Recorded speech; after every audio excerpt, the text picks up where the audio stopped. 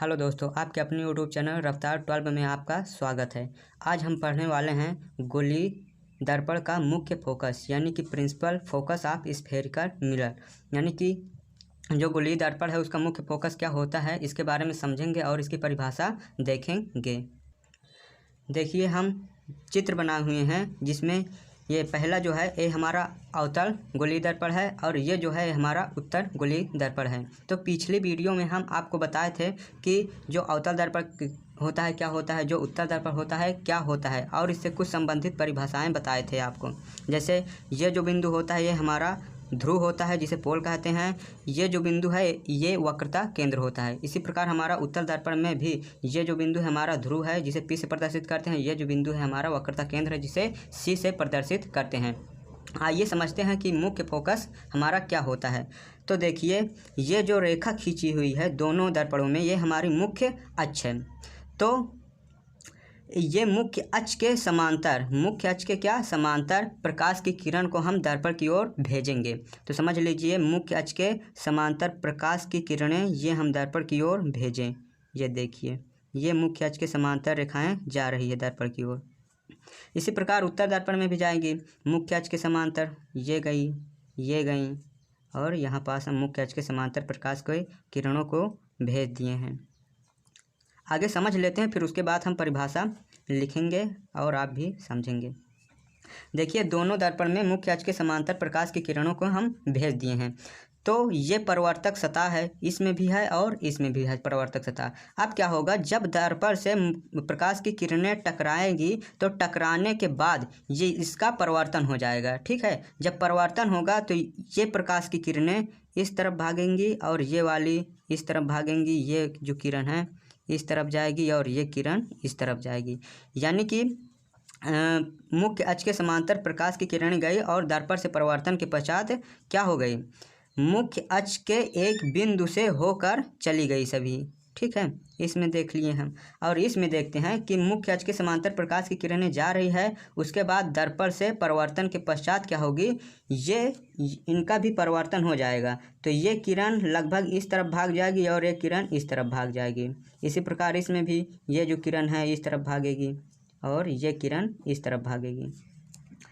तो इसका परिभाषा हम क्या लिखेंगे कि मुख्य अक्ष के समांतर जाने वाली प्रकाश की किरणें दर्पण से परावर्तन के पश्चात मुख्य अक्ष के जिस बिंदु से होकर जाती है उस बिंदु को हम मुख्य फोकस कहते हैं। ये हमारा अवतल दर्पण में है। उत्तर दर्पण में क्या होगा, तो देखिए उत्तर दर्पण में चित्र में देखिए कि ये जो किरण है ये जो किरण है एक बिंदु से क्या होती है, आती हुई प्रतीत होती है।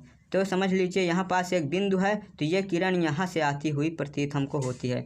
जो भी मनुष्य यहाँ पास होगा तो वहाँ उसको यहाँ से आती हुई ये किरणें प्रतीत होगी। लमसम ये समझ लीजिए ऐसे और ये समझ लीजिए ऐसे, यानी कि ये जो बिंदु है यहाँ से जाती हुई प्रतीत होती है। अगर इधर से देखेंगे तो आती हुई प्रतीत होती है। यानी कि ये वास्तव में नहीं मिलती है, वास्तव में यहाँ पास मुख्य अक्ष के बिंदु पर नहीं मिलती है, हमको आती हुई प्रतीत होती है, यानी कि आभासी प्रतीत होती है। और इसमें क्या होता है कि वास्तव में मिल करके जाती है सभी किरणें। यानी कि परिभाषा इसका क्या है, अवतल दर्पण और उत्तर दर्पण में सिर्फ थोड़ा सा चेंज रहेगा। देखिए कि मुख्य अक्ष के समांतर जाने वाली प्रकाश की किरणें दर्पण से परावर्तन के पश्चात, इसी में भी मुख्य अक्ष के समांतर जाने वाली प्रकाश की किरणें दर्पण से परावर्तन के पश्चात या तो मुख्य अक्ष पर मिलती है या तो मुख्य अक्ष से आती हुई प्रतीत होती है। मिलती है अवतल दर्पण में और आती प्रतीत होती है उत्तर दर्पण में। ठीक है, तो यानी कि मुख्य अक्ष के समांतर जाने वाली प्रकाश की किरणें दर्पण से परावर्तन के पश्चात या तो मुख्य अक्ष पर मिलती है या तो मुख्य अक्ष के जिस बिंदु से आती हुई प्रतीत होती है उस बिंदु को ही हम दर्पण का मुख्य फोकस कहते हैं। यानी कि ये जो बिंदु है इसी को हम दर्पण का मुख्य फोकस कहते हैं और इसे यप से प्रदर्शित करते हैं। ये तो हम चित्र में समझ लिए हैं कि अवतल दर्पण में किस तरफ हमारा प्रकाश गोलीय दर्पण का मुख्य फोकस बनता है और उत्तर दर्पण में किस प्रकार मुख्य फोकस बनता है, और इसका चित्र भी देख लिया। अगर ये चित्र आपको समझ में आ गया होगा तो अब बस इसकी परिभाषा एकदम सरल ही हम लिख सकते हैं, सरल है। देखिए इसमें लिखेंगे कि मुख्य अक्ष के समांतर जाने वाली प्रकाश की किरण मुख्य अक्ष के जिस बिंदु पर मिलती है या तो जिस बिंदु से आती हुई प्रतीत होती है उस बिंदु को हम मुख्य फोकस कहते हैं। आइए इसकी परिभाषा हम लिखते हैं। आइए परिभाषा देखते हैं। तो देखिए परिभाषा इसकी हम क्या लिखे हैं कि इसमें जो समझे उसी को हम लिखे हुए हैं। इसकी परिभाषा बन जाएगी कि दर्पण के मुख्य अक्ष के समांतर यानी कि दर्पण के मुख्य अक्ष के समांतर जाने वाली प्रकाश की किरणें परावर्तन के पश्चात मुख्य अक्ष के जिस बिंदु पर या तो वास्तव में मिलती है, तो अवतल दर्पण में वास्तव में मिलती है या मिलती प्रतीत होती है, यानी कि उत्तल दर्पण में हमको मिलती हुई क्या होती है, प्रतीत होती है, उस बिंदु को दर्पण का मुख्य फोकस कहते हैं। तो आप समझ गए होंगे और समझ लीजिए कि हम इसे एफ से प्रदर्शित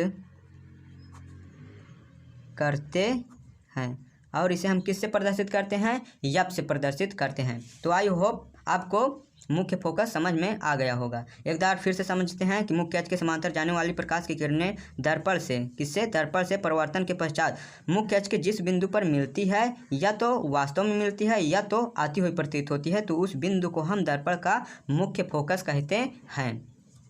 और समझ लेते हैं कि ये फोकस दूरी क्या होती है, दर्पण की फोकस दूरी क्या होती है। तो ये हमारा क्या है, ध्रुव है, और ये हमारा क्या है, मुख्य फोकस हो गया। ये ध्रुव और ये मुख्य फोकस। तो मुख्य फोकस और ध्रुव के बीच की लंबाई को हम फोकस दूरी कहते हैं। इसमें भी यानी कि क्या है, ध्रुव, और ये क्या है, मुख्य फोकस, यानी कि ध्रुव और मुख्य फोकस के बीच की दूरी को हम फोकस दूरी कहते हैं। आइए इसकी परिभाषा देख लेते हैं। तो देखिए फोकस दूरी यानी कि दर्पण के ध्रुव कौन सा, यानी कि दर्पण के ध्रुव यानी कि P और मुख्य फोकस F के बीच की दूरी को फोकस दूरी कहते हैं। इसे हम स्मॉल f से प्रदर्शित करते हैं, यानी कि दर्पण के ध्रुव और मुख्य फोकस के बीच की दूरी को हम दर्पण का फोकस दूरी कहते हैं। तो आई होप इस वीडियो आपको समझ में आई हो। अगर यह वीडियो आपको समझ में आई हो, अच्छी लगी हो, तो like and share and subscribe जरूर करें।